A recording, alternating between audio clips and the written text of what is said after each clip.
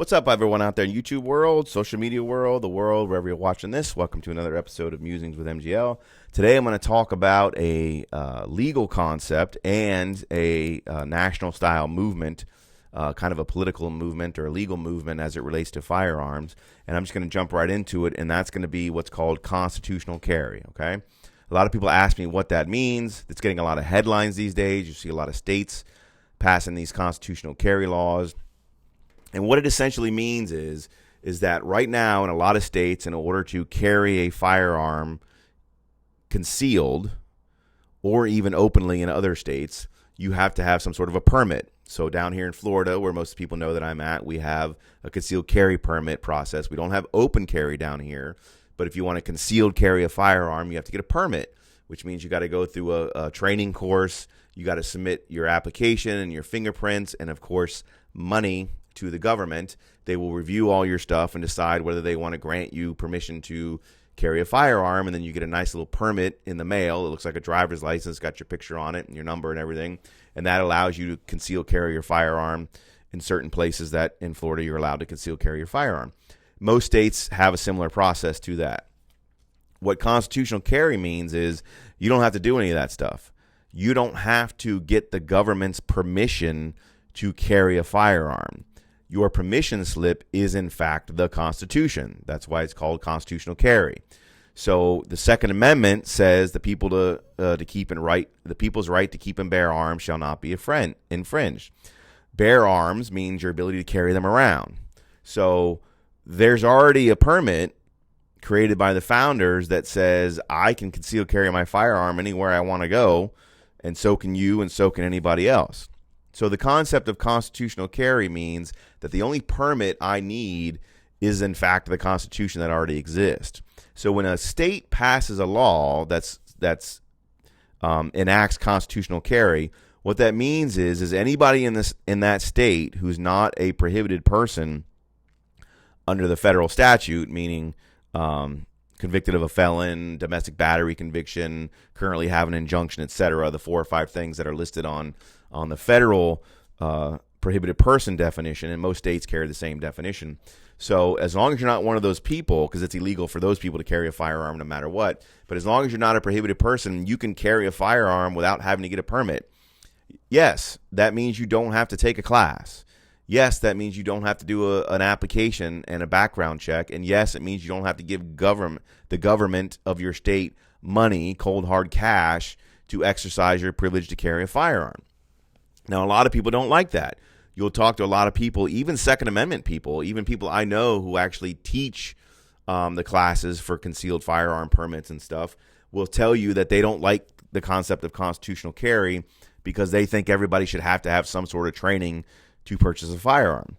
And look, I also think everybody should get some sort of training before they purchase and carry a firearm. However, once again, when you read the Constitution, you will not find a phrase in there that says, shall not be infringed, comma, as long as they go take what the government says is an appropriate class, or as long as they go take what the NRA says is an appropriate class.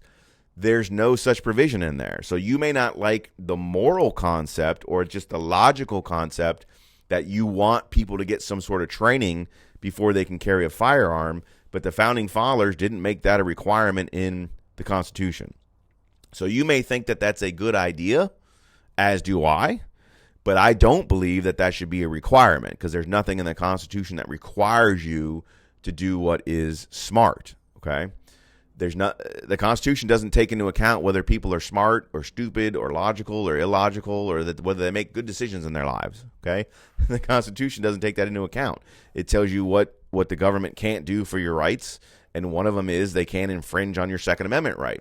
So I'm in support of constitutional carry laws. I like that concept, and I understand people who don't. However, I believe that if you truly support the Second Amendment as a concept, as it is written, as it is in the Constitution, as the founders intended, then you cannot be in support of the government mandating classes. Now, classes should still be available. There should still be instructors out there who offer these classes to people. There should still be gun shops who offer these classes to these people. There should still be A background. Well, I don't necessarily support background checks either, but if you want to purchase the gun, there should be a background check. But you should not have to go through a second background check to then be able to carry the firearm that you just purchased. Like, that doesn't make any sense to me. So I don't think there should be permits. We should have permitless carry. We should have constitutional carry in all 50 states. There's a bill going through Florida legislature right now to enact that. Hopefully that passes. There's something like 16 or 18 states, I think, now that have constitutional carry already on the books. There's a couple other states that have them now pending in front of their legislatures, including the state of Florida. So we'll see how it goes. I know some people may disagree with it, but I think that if you really believe in the Second Amendment and the Constitution, then you would not support having to get permission from your government to exercise a right that is given to you by the Creator. It's an inalienable right, and is specifically prohibits the government from infringing on. So you shouldn't have to do that. You've already been given your permit, okay? The Founding Fathers gave you your permit in 1776. You don't need to get another one from the state of Florida or the state of Michigan or Ohio or Pennsylvania or wherever the hell you live. You should not have to get a second permit to do something that you were granted by our Creator to do. It's an inalienable right, and one that's already been enshrined in the only permit that you need, which is the Constitution, in my opinion. So that's what constitutional carry is. A lot of people have the question about what that means. That's what it means. Whether you support it or don't support it, that's up to you. If you don't support it, if you think I'm crazy, go ahead and comment below. You're not going to change my mind, but go ahead and comment below. I'm always open for the debates. If you like this video, please click the like button.